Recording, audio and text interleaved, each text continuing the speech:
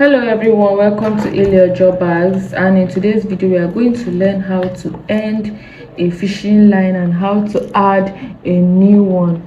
Most people struggle with ending a fishing line once they've gotten to this stage where the fishing line is already short. When you're making a bead bag, you should not wait until the fishing line is very small before you will end it. Okay, once it has reached a reasonable length that it cannot accommodate or pass through other beads, you're going to end it. So to do this, let's say you are at this position, you're going to pass your fishing line downwards into the next bead. Now I'm going to show you how to end it in a way that it will not lose, because there are some people that when they want to end their fishing line, or after ending it, you see that it will lose. Why? Because it's not properly tied. Now what are you going to do? You're going to pass your fishing line downward inside so that it will not affect you when you are beading. When you want to make a beaded bag, ensure that you don't end your fishing line at the edge. I'm going to explain this. So I'm passing the fishing line inside the next bead backward. Okay, so what we are going to do is, now this fishing line here, I'll pass it into this next bead right here. Look, so once I've passed it, I'm going to pull it out. It's not advisable to tie your fishing line at this place, like putting it here, then you come and tie it like this. It's not advisable. Why? Because this is the edge, and when you're at the edge, you may want to pass another fishing line to extend the edge or do something. So to make your work neat and easy, you're going to pass the fishing line into this bead as well. Always try to ensure that you tie your fishing line inside. Tie your fishing line in between here. Don't tie it at the top, don't tie it at the edge, because it will make your work firm and neat, and you'll not encounter any difficulty when you're trying to add another fishing line. Okay, so once you have the two fishing line like this, you're going to put them together and tie. I used to have a particular place where I do my tying. This is the first tie, okay, so that it will not lose.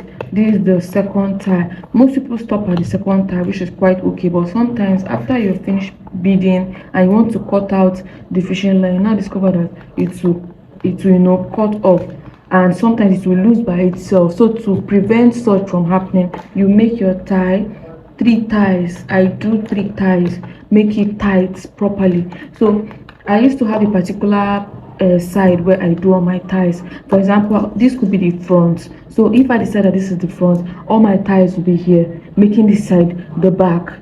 Okay, so you can just choose in between to do all your ties. While here you will not add any tie. You see that your work will be very neat.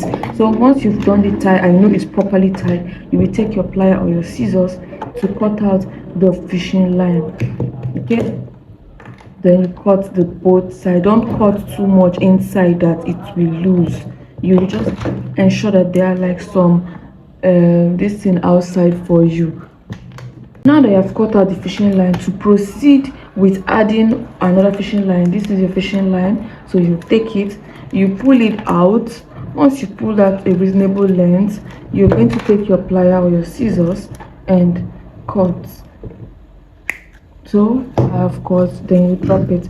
To proceed, right, you're going to take your fishing line and pass into the next one bead, or wherever it is that you stopped.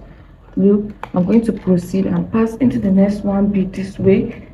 All right, then I'll put them together and pull it out. Once I've pulled it out, I'm going to add one bead and proceed. One bead on the right fishing line, the second one, then the third one. Yes, I'm going to take my left fishing line and cross it like this, just the way I've been beading earlier. So that's what I'm going to proceed with. So that's basically how to properly add a fishing line and how to continue. So this is how it's going to be.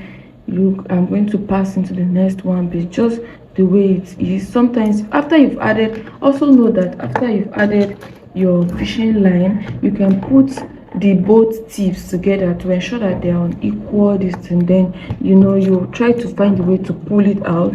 I try to extend it very well so that I'll try to like make it proper so that one side will not be longer than the other. So that's like basically how to properly add a fishing line once it has ended.